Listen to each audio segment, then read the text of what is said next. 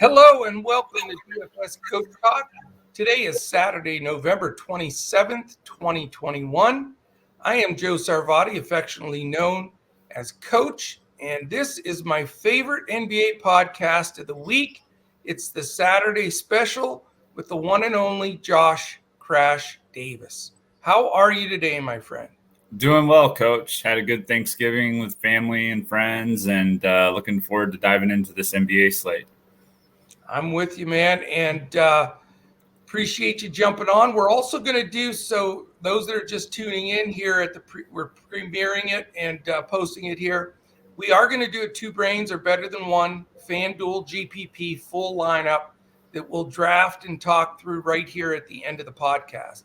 So I know we've had some success in cashing with that lineup, so I think everybody be interested in checking that out. Now, yesterday was pretty much a lot of fun in my household here. Really had some guys step up and come through. And then, man, it's so much fun to be on the side of a triple overtime game that really helps you as opposed to suffering through it. Right. So, man, that was fun. Yeah, that was awesome.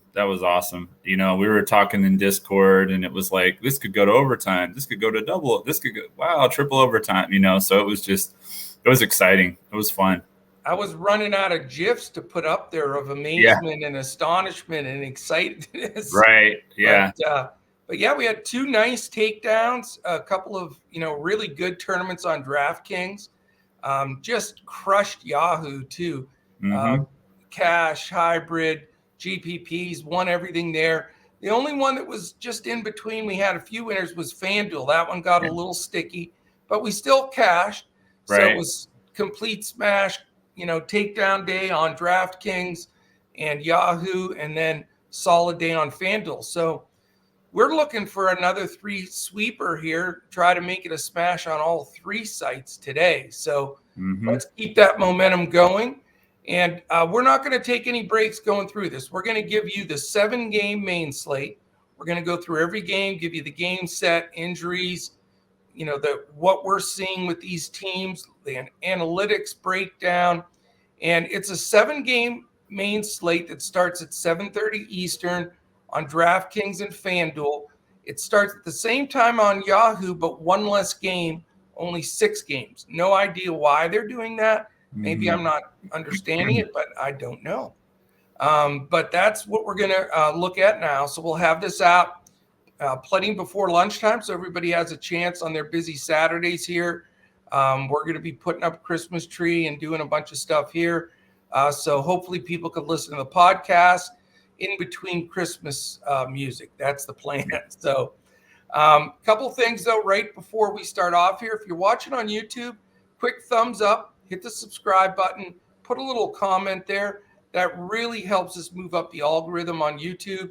That's very important to us. If you're listening through any of our podcast landing spaces, whether it be Amazon Music, Spotify, Apple Podcasts, whichever it is, take a second, give us a 5-star rating and a quick comment.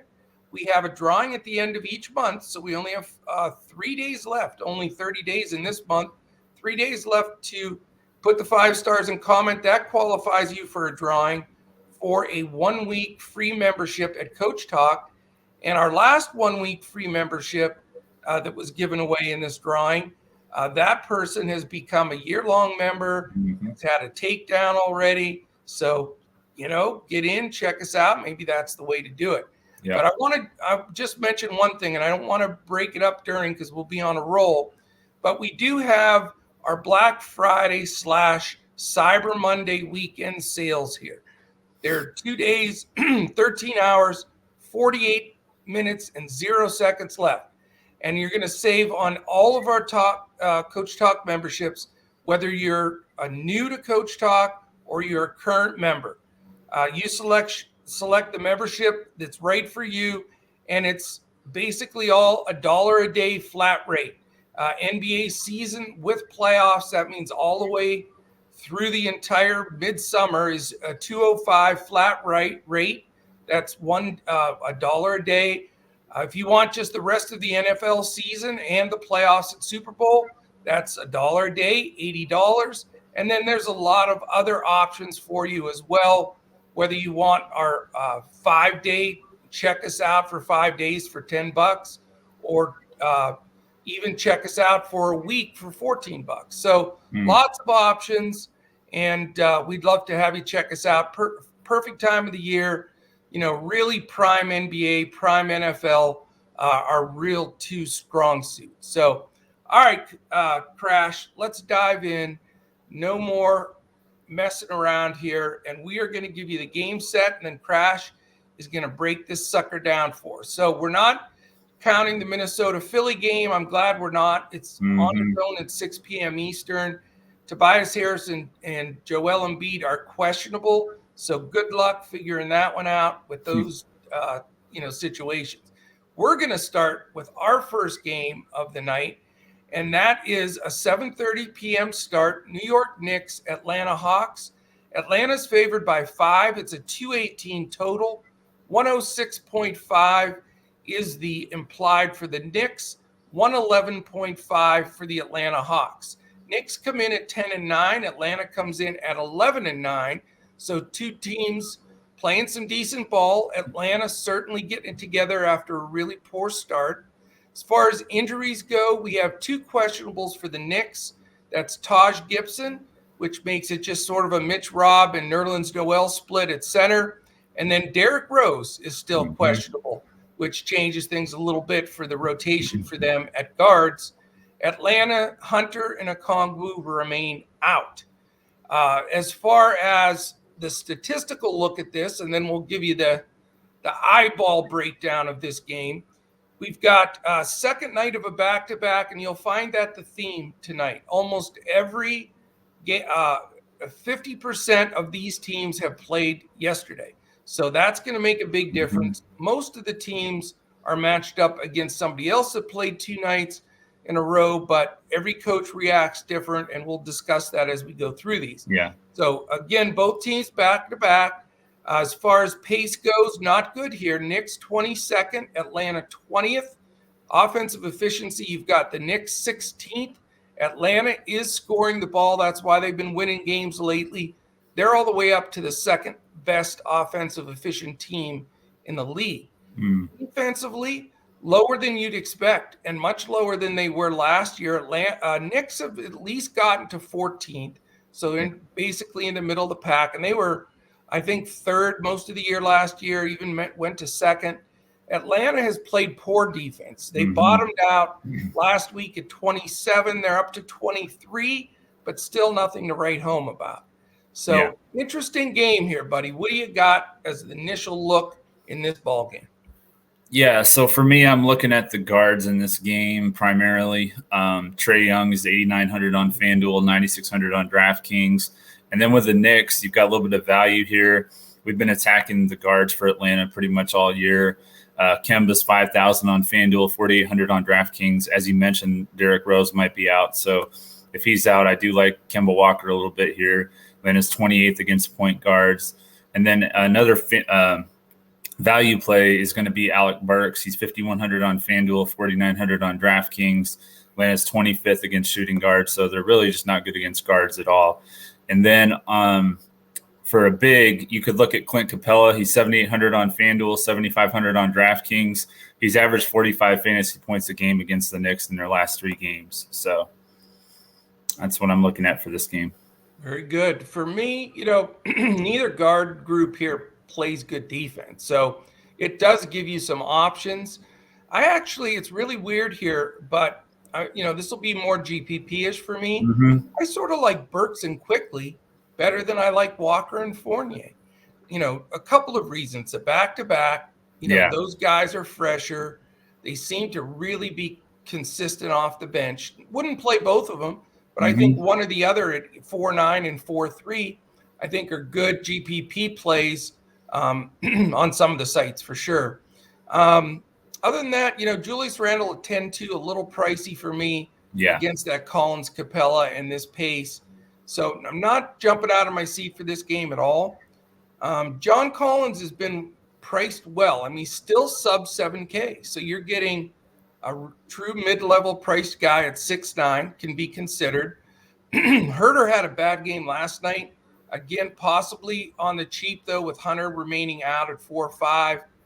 Reddish, it's some inconsistency at 3-7, but could be considered also. Trae Young is the guy that if I do dive into this game, 9-6 is a lot. But, man, this game, it just seems like I'm not sure who they're going to defend him with. This is where they really miss having some of those perimeter defenders like Reggie Bullock and some of the guys they let go. So Trey would be my, fly by night if I'm going to pay up. If not, maybe just a one-off value play. Well, he pretty much owned them in that series in the playoffs last year. I was just thinking about that as you were talking about how he was just kind of showing off in the Garden last year. So, yeah, I do remember that. Oh, that can go two ways. One, it's just he has big confidence against them and can hammer them. Or two, they're going to remember that and try to clamp down on him. True. He did showboat a bit, if you remember, even in New York. Yeah, he definitely was. So there's a risk reward there, but he likes playing against the Knicks. That's for darn sure. Yeah. All right, let's go to game 2. Also 7:30, Phoenix Suns and the Brooklyn Nets. Brooklyn favored by 2.5. You got a nice total here. This is my probably second favorite or third favorite game on the slate. I do have a favorite game tonight that I'll probably have 4 people coming out of just that one game. But this one, you can also look at the same way.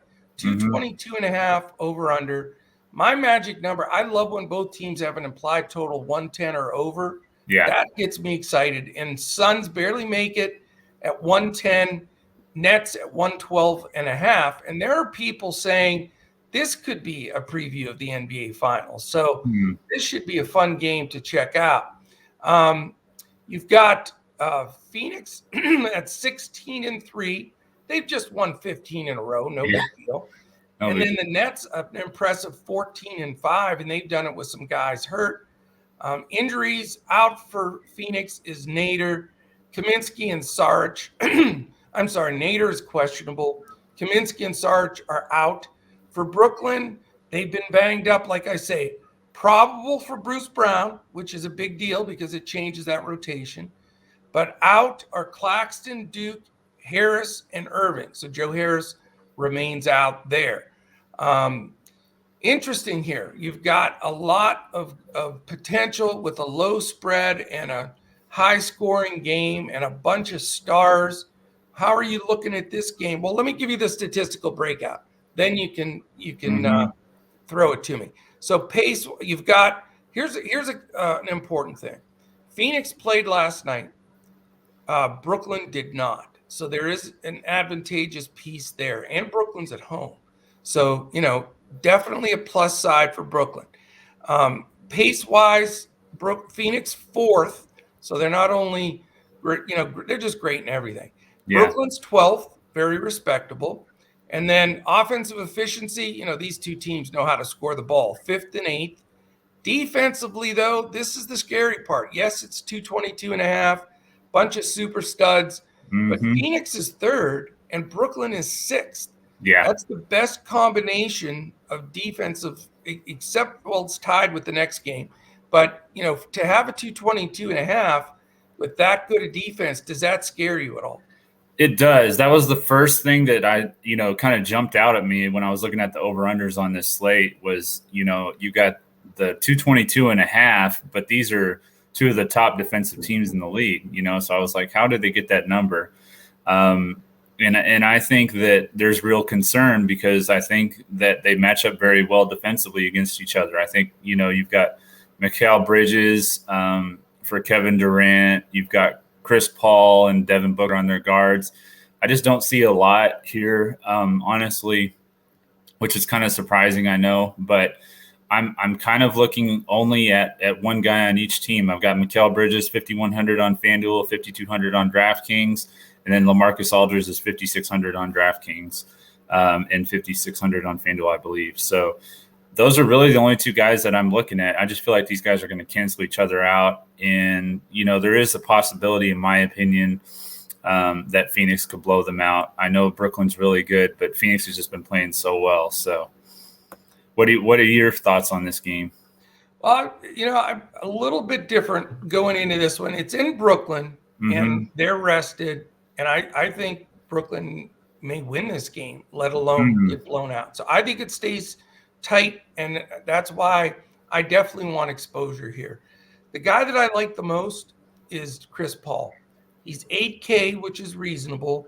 Yeah. And here's my theory there. Devin Booker's their scorer. He's going to get Bruce Brown defense. Jay Crowder's going to be on Durant. Like you said, Mikal Bridges, he may get a look at Harden, so that could be part of the rotation there. So there's a lot of guys that are covered good defensively, but there's a few gaps. Yeah. As far as who's going to guard Chris Paul, probably Patty Mills out of the gate. And, I think Paul can take advantage of that. Right. The short jumpers and just a lot of assists. And, so I really like this spot for him at that price. I also think a sneaky play here for me is LaMarcus Aldridge at 5'6". Yeah. When he gets the minutes, his DFS points per minute have been fantastic. It's amazing. I mean, he's even hitting threes, which he never used to do. He was the mid-range champ, but I think he can give them some trouble. I like those two spots for having some exposure here, but this is going to be a fun game to watch. Yeah. And, I think it'll be decent enough scoring. Not a blowout where I'm going to stack guys, but if I can go maybe a Paul Aldridge, that kind of thing, that would give some good exposure, but yet not overdo the game, Yeah. Yeah. I think I said that Mikal Bridges would be on Durant. I meant Harden. And then, Jay Crowder will see Durant. So, yeah. But yeah, I agree. I think LaMarcus Aldridge is probably my favorite play in this game, and he's been hitting value pretty regularly, so it's a pretty good matchup for him. It is. As long as he's going to get the minutes, I want to keep reading up and following it because they do have a tendency at times to put him, be easy on him because he's coming back. He missed last year basically. So, but when he does play, he's been fantastic. So, right. All right. Let's move on to the next one, my friend. We go to 8 o'clock. The Charlotte Hornets, Houston Rockets. Charlotte favored by 5.5. 224 is the total. Implied 114.75 for Charlotte. 109.25 for the Houston Rockets. Charlotte Hornets are, they're coming into this game at 13-8. Houston 2-16, not great for sure. Mason Plumlee questionable, so that's the ticket. He was questionable and did not play the last game, so we'll see what happens there. We do know that the rookie Green is out for Houston, so that changes things. And John Wall hasn't played all season, so we know that that's the case there. Statistically speaking, we've got let's see, where are we at? Charlotte at on a second night of a back-to-back. Houston not. So that's one thing to look at. Charlotte was in a barn burner too. Third in pace, Houston first in pace. Does that get you interested? Yeah, just a little bit. And then problem is Houston, they're so fast, but they can't score. They're dead last in offensive efficiency. Charlotte at least is 10th. And they're looking better and better every game I see them. Yeah. Defense, nothing to write home about at all. 21st and 20th. So I'll just tell you this much. This is my favorite game. I know it's wow, coach, what a revelation. It's the highest Vegas total. Well, you know what? There are a lot of times I don't like the highest total. I like, something in between. But this game stands out to me because there are so many guys that are somewhat, in some cases, blowout proof. Then you've got other guys that are just, the matchups are perfect, man. Yeah, I think this is a game that could really pay off if you dig deep on the research in this game. So what I'm looking at mostly here is some value plays. Kelly Oubre Jr., 5,000 on FanDuel, 4,600 on DraftKings. Houston is last in fantasy points allowed to small forwards. And then Alperen Sengun, he's 4,400 on FanDuel, 4,300 on DraftKings. Charlotte's 28th against power forwards. And Jalen McDaniel is 3,800 on FanDuel, only 3,200 on DraftKings. And Houston's 27th against power forwards. So a lot of value here. And then I also wrote down Terry Rozier, 6,600 on FanDuel, 6,700 on DraftKings. They're 25th and 27th Houston is against guards. So whether you consider him a point guard or shooting guard, it doesn't really matter because Houston's bad against both. So correct. You know what? I like so many guys here. I don't even know where to start. Yeah. I mean, like I said, I think I'll have a good solid 4 guys out of this game. Mm-hmm. You know, I don't think LaMelo Ball's the worst pay up possibility at 10-4. I think, you know, if you're going to spend way up, I think he's one of those options that is proving that he deserves to be at that price. Just like DeJounte Murray with the Spurs, everybody gets so afraid of the monster price, but these guys just keep filling up the score sheet, you know? Yeah, exactly. Do you think that this game could blow out, though? That would be my main concern with a guy like LaMelo Ball and, you know, those kind of guys. You know, there's a couple of things. Charlotte is on the second night of a back-to-back, and it's at Houston. So, you know, that is something that is of concern. You know, I think that allows the game to be closer. Yeah. And I think that will make it stay. But, you know, not having Green and this whole issue, it definitely is, you know, a possibility. But I'm not going to count on it as a blowout. And like I say, this isn't like, you know, Lakers and, you know, the Bulls or something where as soon as it sniffs blowout, you get second string guys. You're still going to get extra run with guys like Porter and Tate and Wood, and on the other side, you know, even Ball. So other than that, Rozier, I think at 6'7" is still a great deal. I mean, the Porter-Gordon defense is not the best on the other side. Right. Ball, Rozier in play. Like you said, Houston can't guard small forward, so I think Hayward's terrific. Miles Bridges is fun to watch, man. I do think I'm interested to see who defends who. We need to know if Plumlee's going to play for sure, because Jae'Sean Tate defense is tough. I think he'll guard Hayward, so I'm leaning more towards Bridges. The problem is Bridges is 7'9", Hayward is only 6'5", so that is a bit of a concern. But I do like the Bridges side better. On the Houston side, whenever Green sits, I really do like Porter because he gets a lot more shots up. And I love Eric Gordon too. Last time he got in that starting lineup and played big minutes, that dude can score. Now, here's the quiz question for you, and I'll give you my opinion, but I'm not sure, so that's why I'm asking you. Who does Rozier guard, Porter or Gordon? I'm going to say that LaMelo Ball takes Porter.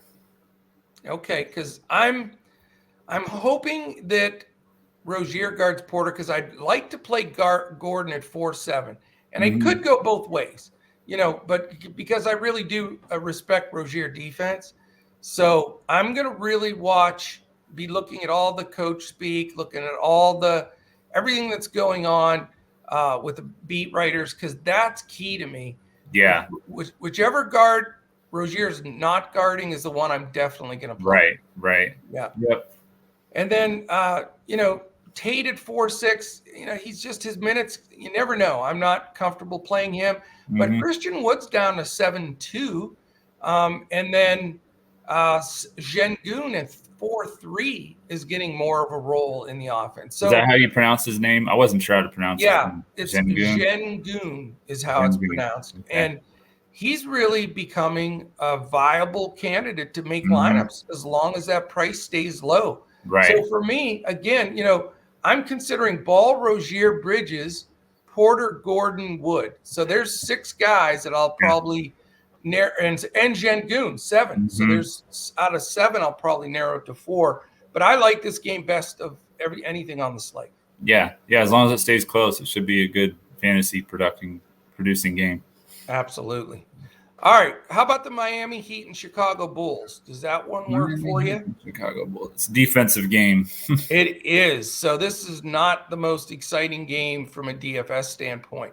Miami is only favored by 1.5. It's in Chicago, so a road favorite. 107 implied for Miami, 105.5 for Chicago. Like I said, 212.5 is that number. So that is not a fun over under by any stretch of the imagination. But both teams are tough. Both teams have their key guys. That makes it tough as well to put people in there. But you've got the Miami Heat coming in at 12-7, similar Bulls 13-7. Garrett Morris and Oladipo out for Miami, Patrick Williams out for Chicago. So you got strong teams sharing the ball, a lot of usage to go around, and that makes it tough. Miami did not play last night. Chicago did. Pace 26 for Miami, 14 for Chicago. Offensive efficiency, though, 7 and 9, because they have veterans that know how to score the ball.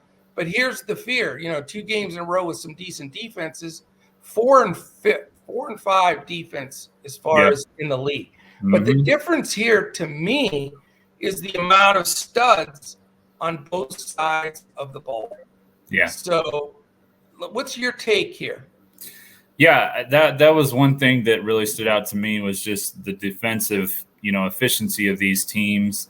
And then, like you said, the amount of studs on both sides of the ball. And there's a little bit of a question or a concern here based on what's happened in the past, because Zach LaVine, he's only 8,000 on FanDuel. He's 9,200 on DraftKings, so I don't know if I would go to him there.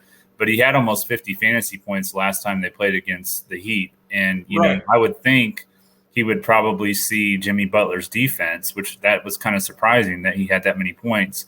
Now, I don't know who Butler will guard because, they've got DeRozan and they've got LaVine and they've got, Lonzo Ball. So there's just a lot more talent there on the Chicago side now. So I don't know what that will look like, how that usage is going to spread out tonight. Okay. If that's true about LaVine, and he has had a lot of success against Miami, like I said, on FanDuel, I would consider him, but not on DraftKings. And then for the Miami side, I am looking at Bam Adebayo. He's 7,900 on FanDuel. He's 8,300 on DraftKings. Chicago ranks 24th against power forwards, and he had almost 45 fantasy points last time they played in April. So if he gets 45, that's a pretty good number at 7,900. I agree with you, man. I really do. There's so many different scenarios here that could play out. If this game stays close, there are so many guys that can make their number, and I think it will. But, when you're talking about the Lowry, Butler, Bam Adebayo, and Hero, that's a lot of usage with a lot of guys at not great prices, right? And then we're back to the dilemma now that Vuk's back. You got the Ball, LaVine, DeRozan, Vukovic issue. Yeah. And now Caruso, when they were shorthanded with the lower price, was more of a boost. But now you even have Kobe White kicking into that time a little bit.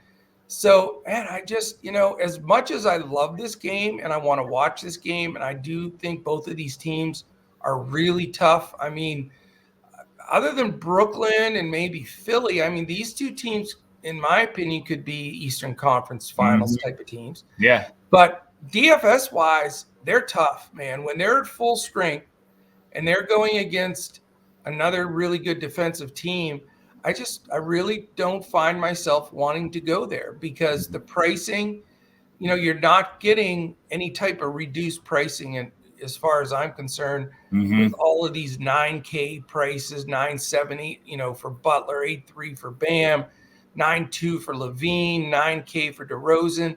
So I think I'm going to take the money and just pass this game. Okay. And I know, I think this game is going to get some attention because there's so many big names and good players, but I'm just going to suck it up from a DFS standpoint and take the walk. Yeah, I can see it. It's kind of a mid-level over-under, so. Yeah, or even close to lower. Or even close to it's a low number. Yeah, it's actually pretty low, yeah. All right, man, let's go to the next one. We have 3 left. Orlando Magic, Cleveland Cavaliers. We have Cleveland minus 8.5, 204.5 over under. We've got an implied total for Cleveland, 106.5, and Orlando 98. Definitely a fun game here as far as watching, some young players. Opposite of the last game, but some young and up and comers. Magic are 4-16. Cleveland is 9-10. You've got the big news that's going to dictate this game completely. One of my favorite players in the league this year, Cole Anthony, is questionable, and he did miss the last couple games. So we need that news. That shuffles everything. He immediately would be in play for me. If he's playing with no restrictions, he'll be my first guard in, because it's against a backcourt of Cleveland I'm not super respectful of. Right. If he's out, then it changes things. Suggs becomes playable, and you go from there. But then, as far as the other injuries with Orlando, you've got Michael Carter-Williams, Fultz, Isaac, and Moore out. For Cleveland, probable on Mobley and Stevens. So it's great that Mobley's back, so they'll have more of their regular lineup in there. They haven't had that in a while. I know Sexton's out for the season, but they haven't had the lineup of Garland, Okoro, Markkanen, who was out for a while, Mobley, who was out for a while, and Allen, who missed some time. So, it's watching the youngsters, the Bombas versus Allens and Carters versus Mobleys. I mean, they're the future, strong players in the NBA. So I think it's going to make for a fun game here to view. And the question is, can we find some diamonds here to roster? Orlando's on the second night of a back-to-back. Cleveland is on an island game. Pace, Orlando 11th, Cleveland 23rd. Neither team efficient offensively, as again you expect with young teams, 27th and 24th. Orlando's now second to last in defense. Cleveland is down to 12th. They were in the top 10 for a while. That has been shrinking a bit. So there's definitely some targets here, man. What do you think? Yeah, I think that you kind of hit on it earlier, but Evan Mobley, 7,400 on FanDuel, 7,000 on DraftKings. Orlando's 21st against power forwards, and he's just been very impressive as a rookie. So I do like Evan Mobley. And on the other side, Wendell Carter, he's 5,800 on both sides. I know he had the big game last night, but Cleveland's last against power forward for us, man.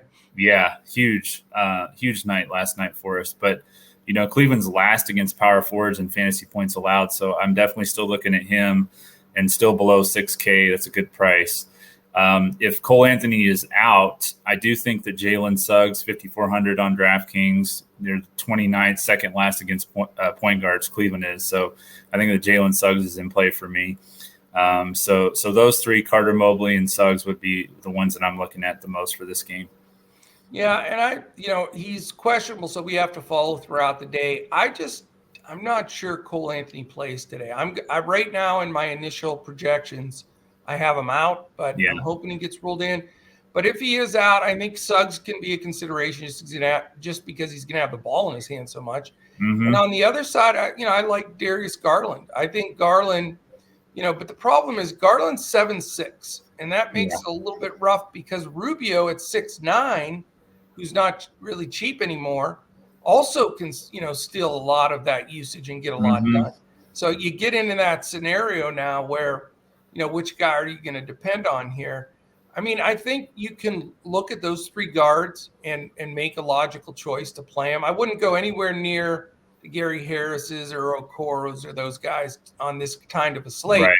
But Suggs, Garland, and Rubio are definitely worth consideration. Where I'm more interested right now, because I think the pricing is wrong.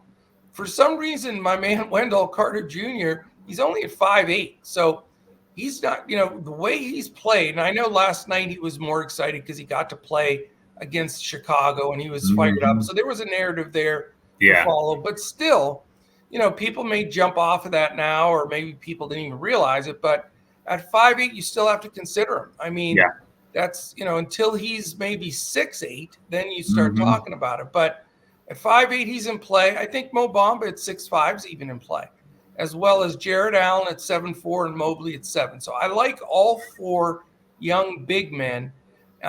It's hard to take up a center spot when you have so many good options here, but wouldn't be worried at all to go with one big from each side and make it work, especially on the sites where you can play multiple bigs. And now that Carter has that power forward / center eligibility, that gives you more options, just like Mobley. So I like the young bigs. Not going to go big here. Maybe just the one important big play on one side, maybe the value on the other. But a 204.5 with those numbers that we read out, you just can't afford that much exposure to that kind of game, Yep, I agree. All right, 2 games left. Washington Wizards, Dallas Mavericks. Dallas by 7.5, which is a lot. 210.5 is the total. 101.5 for the Wizards, 109 for Dallas. We've got Wizards coming in at 12-7, Dallas limping in at 10-7, but they have been without Luka some on and off recently. Injury-wise, Bryant and Hashimura are out for Washington. The important news for Dallas is Brunson. He's questionable, and that just crushes them if he's out, because he makes that, starting unit, or specifically the second unit, really go. He's in crunch time. He finishes games. We need that news. Nita Lakina, who's been a good solid guard off the bench, is out. So Dallas a little thin in the backcourt. So we've got to look that one through because that is a bit of a concern. I am surprised that line's 7.5, though. I think Washington has played some good ball. But the big question here is I don't see him listed here. I'm hoping Dinwiddie is in. I have him listed as in right now, but I did see a report that they may have a rest day for him. So it is early morning. We have to follow that news because that becomes very important as well. Right. Statistically speaking, the pace stinks, 24th and 28th. So that scares you off.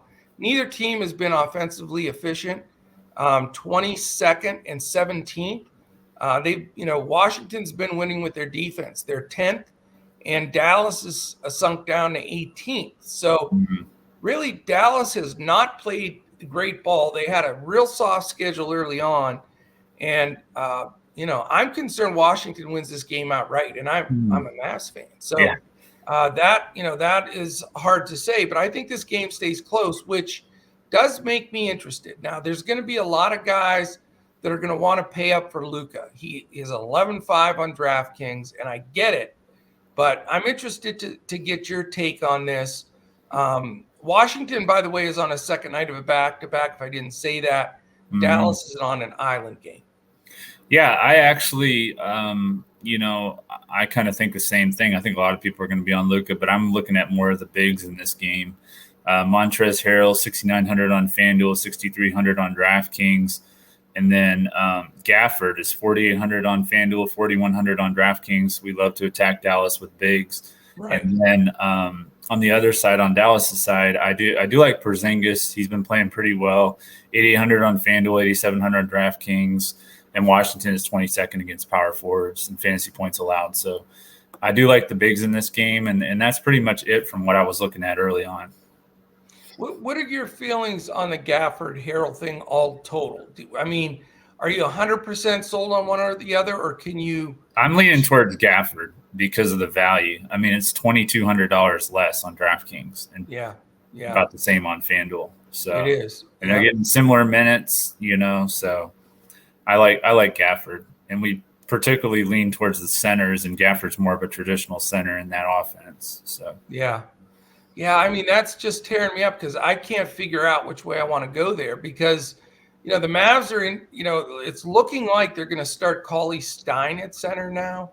They did the last game. I think he may get another start over Dwight Powell. So, and I'm not impressed with Cauley-Stein at all.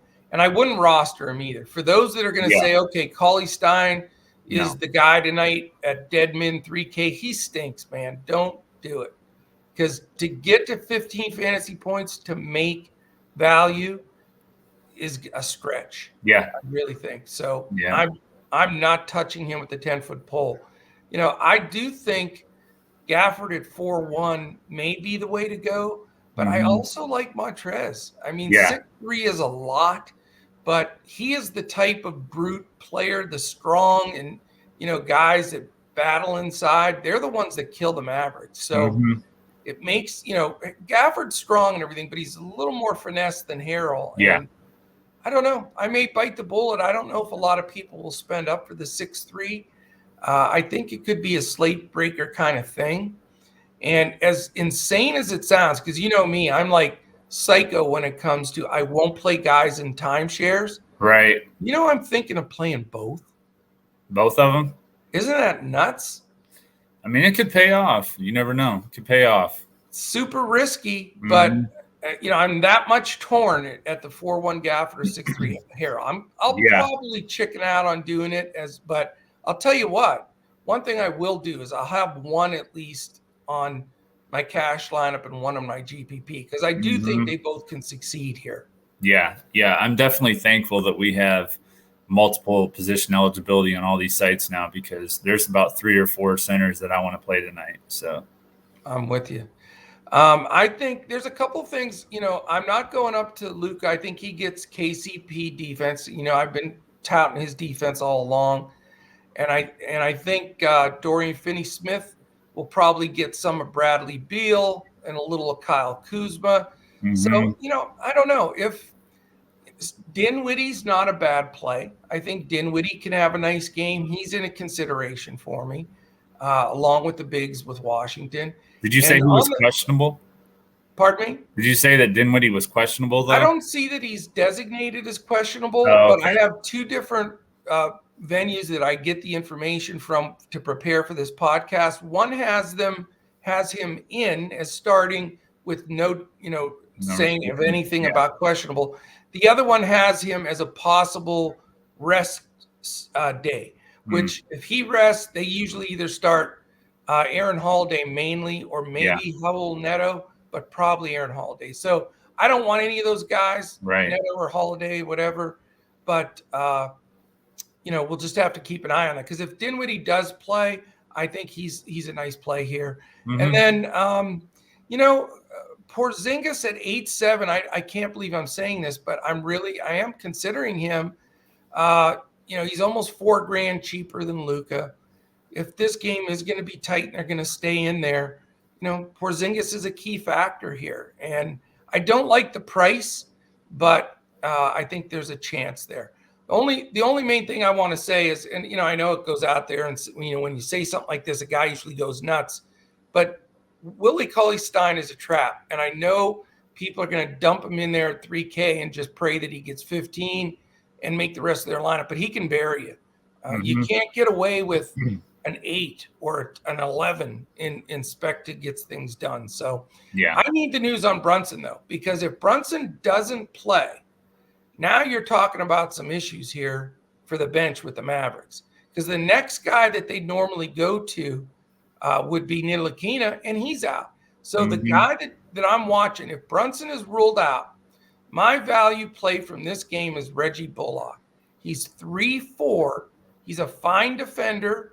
And if he gets more time, he's a 3-and-D guy that could knock down 4 or 5 threes. Yeah. And I don't think he'll be owned at all. Yeah. So that's my sneaky guy in this game. It's not going to be a game I target, but I think you can find 1 or 2 pieces that can really take you over the top. Yeah. All right, you ready for the last one? I am ready. Pelicans, Jazz, 9 p.m. So no super late games. 9 p.m. Eastern is the latest game. Both teams played last night, so evens out a bit there. Pels have to go to the elevation in Utah. Utah is favored by a big fat 13. So this is the scariest blowout game of the day. 217 is the total, 102 implied for the Pels. Nice, juicy 115 for the Jazz. So that gives interest there. Injuries, Luzada and Zion Cheeseburgers Williamson. 0 injuries again for the Utah Jazz, which is absolutely amazing. They're not a super young team, but they never get hurt. Yeah. It's amazing. As far as statistically speaking, 18th and 17th in pace, a little below average. New Orleans 26th in offensive efficiency. Utah 3rd, a team that's played together. Everybody's back. They know each other, and it shows in their offensive efficiency. Pels playing no defense at 27th. Utah's 7th. They've been in that top 10 throughout. So This is an interesting game to end the night. Is this something you have any key targets that you're after? It's interesting that you were talking about how they played yesterday. They played each other. I know. So and the crazy thing is that the Pelicans actually won the game somehow. This game to me in Utah, everything about this game screams blowout to me. So I'm thinking Willie Hernan Gomez, 4,500 on DraftKings is a value play, and Herbert Jones is 3,400 on DraftKings. He got 35 minutes yesterday. Yes, and that's really it for me. I think that this game blows out, and I think that those couple of reserve guys from the Pelicans are going to get a lot of minutes. So I want to have that value play, and I don't really want anyone on Utah because I think they're just going to blow them out. Yeah, I mean, I don't like this game. I really don't. I'm going to have very little exposure here. There's only two guys, and you mentioned, them. Herbert Jones and Josh Hart, to me, are the two guys that are priced right, that you could take a shot at there that, could give you some value. The other option is if you really feel that strong on a blowout type scenario, you could go to a Kyra Lewis at 3-3 because he's going to probably play 25, 28 minutes. If you really want to go cheap, even a Nickeil Alexander-Walker at 5-1 maybe. But, Herbert Jones at that 3-4 and Josh Hart still sub 6K and keeps getting it done. He's at 5-8. I feel good in those spots. I really don't want to mess on the Utah side, though, because all their guys, they're not going to push at all. You'll see the guys ending that game will be probably Ingles, Rudy Gay, Whiteside, Trent Forrest, and maybe Eric Pascal or an Oni maybe or Azubuike. That's who you're going to see end it, but it's just going to screw up that rotation. You don't want to sit there in that last game and just need 18 points from somebody or whatever, and he can't get in the game. So I would tread lightly in that game, but there are a few Pelicans, that are priced right. It could be a last man in. Yeah. Yeah. Hopefully we're not sitting at the end of the night sweating out Herbert Jones pulling us through. Or it'll probably be, Pelicans back-to-back wins over the Jazz, and we can figure it out, right? Right.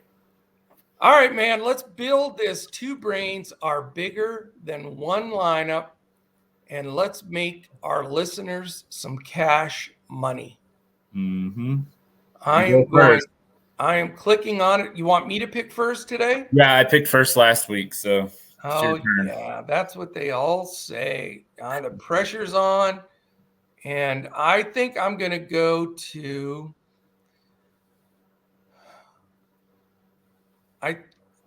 I think I want to start out with the guy that's a bit of a pay up for me. It's Chris Paul at 8,300. Okay. I like the matchup and the way the game sets up for him. All right, I'm going to go with because I'm going to assume that Cole Anthony's going to be out, so I'm going to take Suggs. All right, do you need me to spell out assume for you? Okay, man, that's fine. And remember, for our listeners, we'll put updates right up until lock in Discord. But if you're a listener and not a member, what are you waiting for? Right. Big winners, 10K in takedowns last night.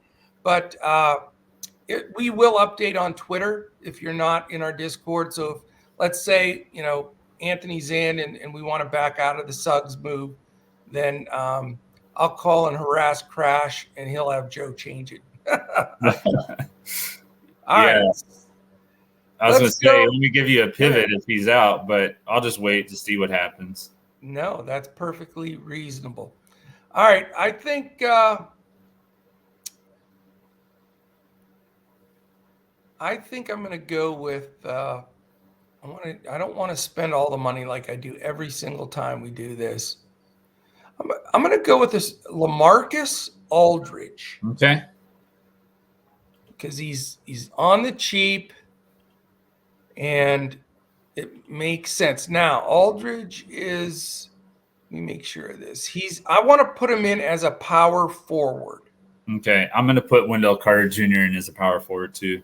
Okay, so we have those two. How much was Suggs, by the way? And which point guard or 58. shooting guard? Point guard. Okay. How much? Oh, there he is. 58. Okay, so we're fine. We're still on that 6,700 each kind of scenario.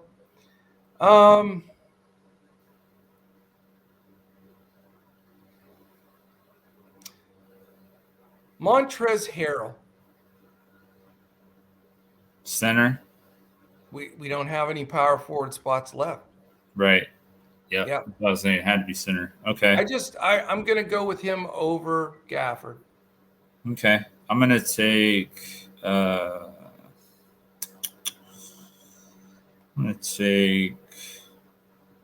Oubre at shooting guard. Boy, he was tough for me last night, and I was watching that game. I had him super, super low owned. He was really one of the MVPs of the takedowns last night. Yeah. He was absolutely unconscious. Let's see here. We want to get something a little bit cheaper to make everything work. I'll go with a very fair-priced Darius Garland at shooting guard. Okay. That gives us 7,500 even for our last two spots. So we did well today. Mm-hmm. Let me see here, but I like it small forward. You're looking at this. I'll look at shooting guard then if you're looking at small forward. Okay.